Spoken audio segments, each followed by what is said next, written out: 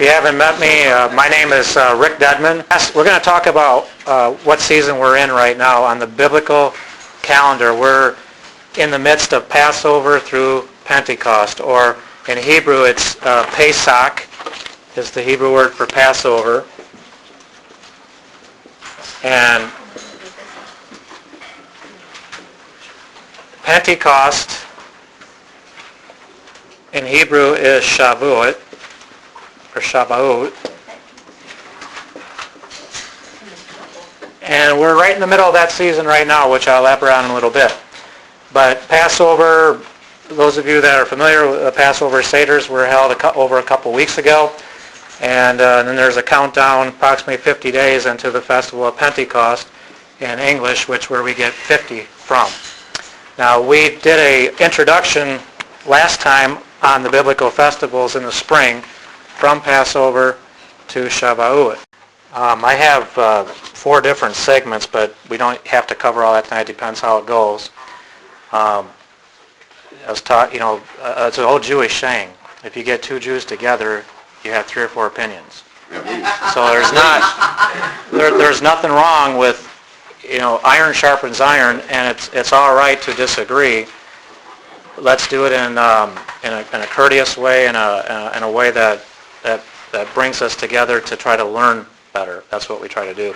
Just a couple of things that what Steve was talking about. That verse is in Acts 12 and 4 in the King James. It talks about at Easter time, and you will find out that after the resurrection of Jesus. Now you'll hear me tonight. Instead of saying Jesus, I'm going to say Yeshua.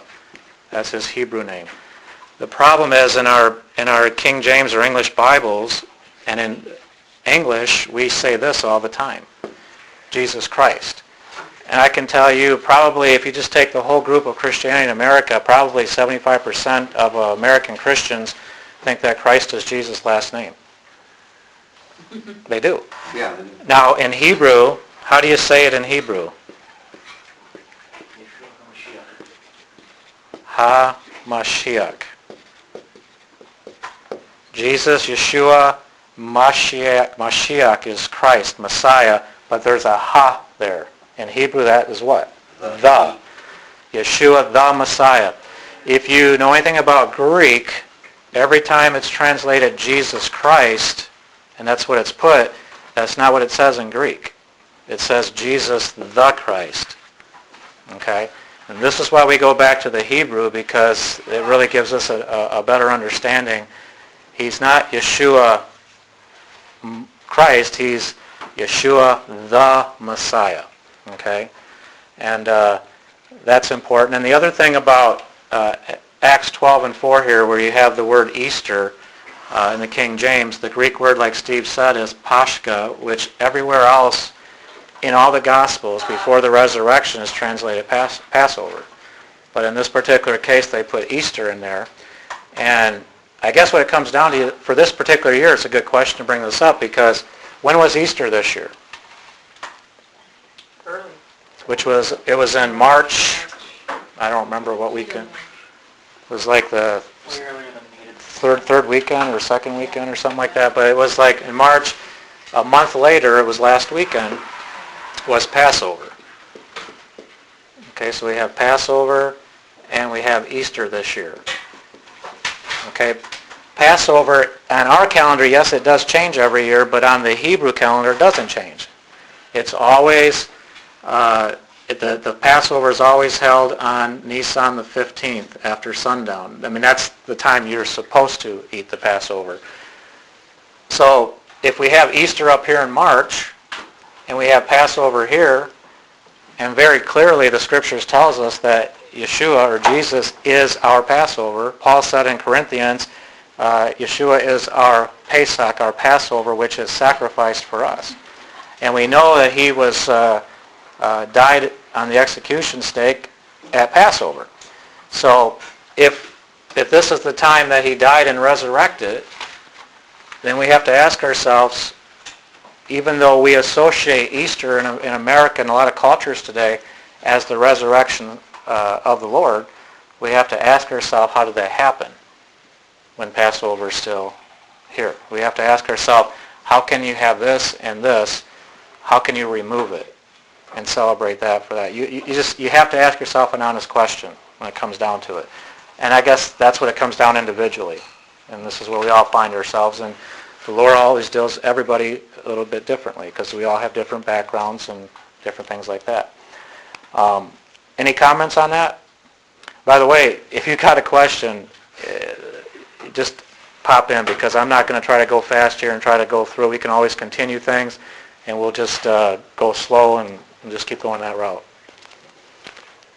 I was just going to say the celebration of a certain date, in my mind, disagree with me, and I'm still your brother. Mm-hmm. The date doesn't make a great deal of difference. The truth of who he is and what happened, mm-hmm. what he did for us, is what we hang on to. Mm-hmm. To me, that is. Oh, yeah, I agree with you 100%. And we have to ask ourselves, does the date mean anything? Now, when you're talking to an American, whether you're Jew or Gentile, if you're an American, you would have that mentality.